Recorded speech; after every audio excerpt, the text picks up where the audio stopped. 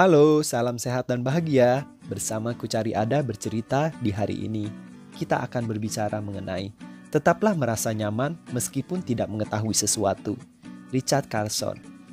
Pada zaman dahulu, ada sebuah desa tempat seorang tua yang sangat bijaksana tinggal. Penduduk desa percaya bahwa orang tua itu selalu dapat menjawab pertanyaan mereka atau memecahkan persoalan mereka. Suatu hari, seorang petani di desa itu datang menemui orang tua yang bijak ini dan berkata dengan putus asa, "Pak tua yang bijaksana, tolonglah saya. Saya sedang mendapat musibah. Kerbau saya mati dan saya tak punya binatang lain yang dapat membajak sawah. Bukankah itu musibah yang paling buruk yang menimpa saya?" Orang tua yang bijak tersebut menjawab, "Mungkin ya, mungkin tidak." Petani itu bergegas kembali ke desa dan menceritakan kepada tetangga-tetangganya bahwa orang tua yang bijak itu kini sudah menjadi gila. Tentu saja inilah musibah terburuk yang dialaminya. Mengapa orang tua itu tidak melihatnya?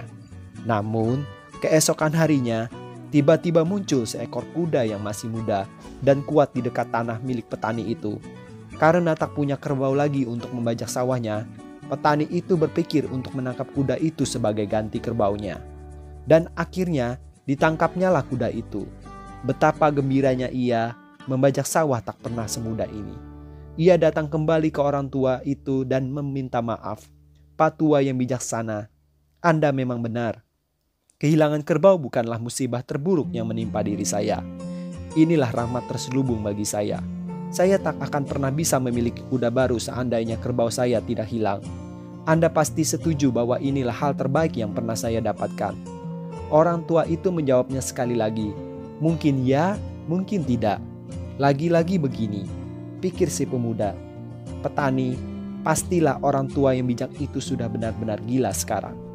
Tapi sekali lagi, si petani tidak mengetahui apa yang akan terjadi.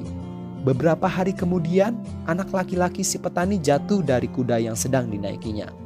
Kakinya patah dan tak bisa lagi membantu ayahnya bertani. "Aduh," pikir si petani, "sekarang kami akan mati kelaparan." Sekali lagi si petani datang menemui orang tua yang bijak itu. Kali ini ia berkata, "Bagaimana Anda bisa tahu bahwa mendapatkan kuda bukanlah sesuatu yang baik bagi saya? Lagi-lagi Anda benar. Anak saya terluka dan tidak bisa lagi membantu saya bertani. Kali ini saya benar-benar yakin bahwa inilah hal yang terburuk yang pernah menimpa saya. Sekarang pasti Anda setuju. Tetapi seperti yang terjadi sebelumnya, orang tua yang bijak itu dengan tenang tetap menatap si petani dan dengan suaranya yang sejuk berkata sekali lagi, "Mungkin ya, mungkin tidak." Marah karena merasa orang tua yang bijak tersebut menjadi begitu bodoh, si petani langsung pulang ke desanya. Keesokan harinya, datanglah tentara yang bertugas mengumpulkan semua pemuda yang bertubuh sehat untuk dijadikan prajurit dalam perang yang baru saja meletus. Anak laki-laki si petani adalah satu-satunya pemuda di desa itu yang tidak diikut sertakan. Ia tetap hidup, sementara pemuda lainnya kemungkinan besar akan mati dalam peperangan. Pesan moral cerita ini merupakan pelajaran yang sangat bermanfaat.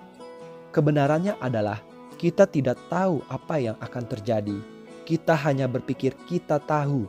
Seringkali kita membesar-besarkan segala sesuatu. Kita membesar-besarkan skenario yang ada di kepala kita mengenai semua hal buruk yang akan terjadi. Pada sebagian besar kesempatan, kita salah. Bila kita tetap tenang dan tetap terbuka pada segala kemungkinan, kita dapat percaya bahwa akhirnya semua akan baik-baik saja. Ingatlah, mungkin ya, mungkin tidak. Semoga cerita ini bermanfaat buat sobat Kucari Ada bercerita. Terima kasih, salam sehat dan bahagia.